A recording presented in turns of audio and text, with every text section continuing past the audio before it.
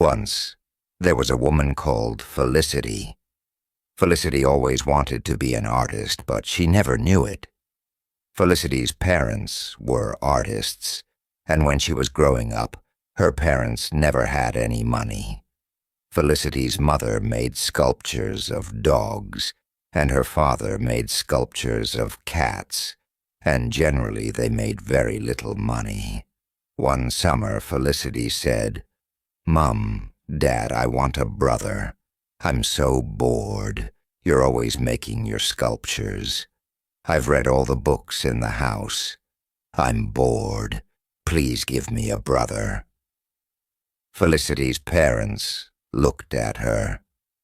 "Darling," said her mother, "we don't have enough money.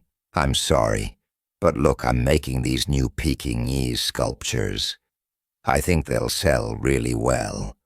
Maybe next year we'll have the money." When Felicity went to university, she studied law, and she worked hard to become a lawyer. Felicity's parents were happy for her, but they didn't know anything about law. They never knew how to talk to her about work. When they asked questions about her job, Felicity told them about it, and then they said, "Oh, we don't understand what you're talking about. We're artists, remember." Felicity was good at her job, and she made a lot of money. By the age of 25, she had bought a house. Still, something felt wrong. She thought maybe she needed to fall in love.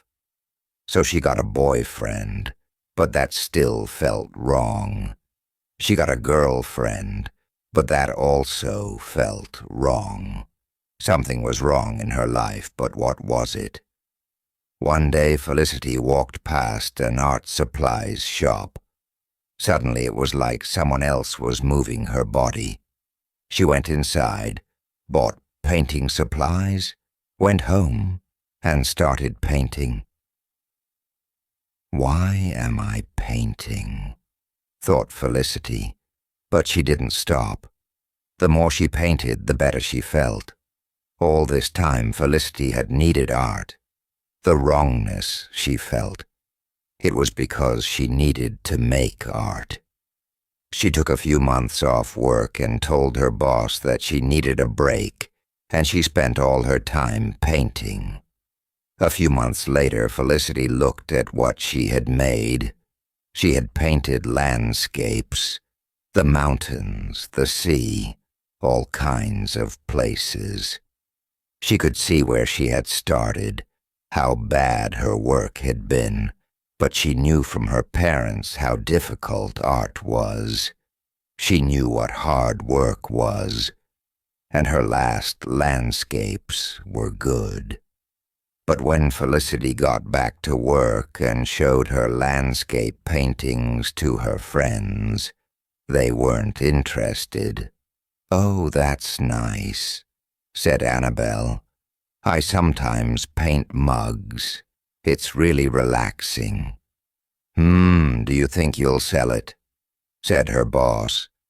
He could only think of money. Felicity felt awful. Couldn't they see how important this was? She went home and almost threw away her art supplies, but first she decided to try something else. Felicity started painting portraits. At first she asked people off the street if she could paint them. She didn't trust her friends. But as she got better, she asked her friends if she could paint them. Slowly, she painted portraits of everyone she knew, including her parents. Again, several months passed, and again Felicity looked back at her work and knew her portraits were good. But the only people who said nice things about them were Felicity's parents. Everyone else said things like, "That's not how my nose looks," or "You've used the wrong color there." Felicity wanted to scream. Couldn't they understand? This was art. She wasn't trying to paint perfect portraits. She was trying to make the wrongness inside her go away. So Felicity decided to go abstract. Instead of landscapes and portraits, she painted strange shapes. She painted angry shapes. She used colors together that shouldn't go together. She made it so abstract that she didn't know what she was doing. Finally, Felicity stopped and looked at her work, and she hated it. She loved her landscapes and her portraits, but this abstract work, what is this? Thought Felicity. I painted this and I don't even know what this is. Do people actually like this stuff? It doesn't mean anything. Felicity threw her abstract paintings out of the window. Below the window was a large bin, and the paintings flew down to the bin like small birds. Then Felicity got into bed and cried. The next day she woke up early because someone was talking loudly outside her window. Can you believe it? They just threw it away. This will look great on our wall. Felicity looked out of the window. Down below, a man and a woman were pulling her paintings out of the bin and looking at them. Felicity almost said, "Hey, those are mine." But then she thought, did she want people to know? "I'll search online," said the man. "Maybe it's a famous artist." "Oh, Gregory," said the woman. "We're not selling them. No, I love them." Felicity felt sick. This was the first time someone had said something really nice about her art, and she didn't know how to feel. She thought she might cry. "Hey," she said before she could stop herself. "Those are mine." "Oh." The man and the woman looked up. "You don't have to pay for them," said Felicity. "Really, if they make you happy, keep them." "Oh no, of course we'll pay for them," said the woman. "I can't believe you are going to throw them away." "Give me just 1 minute," said Felicity. She quickly got dressed and went downstairs. With the help of Gregory and Delilah, that was their names, they collected all the abstract paintings and went into Felicity's house to talk about them. So Felicity found that there were people who liked her art. Gregory and Delilah talked for a short time about what they liked about the paintings, but quickly they started talking about money. Gregory and Delilah collected art, and they liked to help new artists. Felicity didn't tell them that she'd bought her house herself, and that she didn't need help with money. In fact, as they talked, she realized that the money really wasn't important to her. That feeling of wrongness was gone. It had gone before, when she saw how much they liked her paintings. Suddenly, she understood why her parents spent all that time making those dog and cat sculptures. Maybe they weren't the things that they wanted to make in their heart, but they made the sculptures well, and people loved them.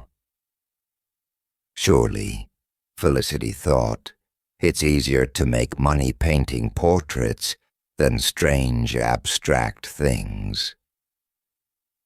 Felicity wanted to paint portraits and landscapes. She could see herself as that kind of artist. She had never thought of herself as a strange person, and people who did abstract art were always strange. Gregory and Delilah bought the paintings and hung them up inside their house.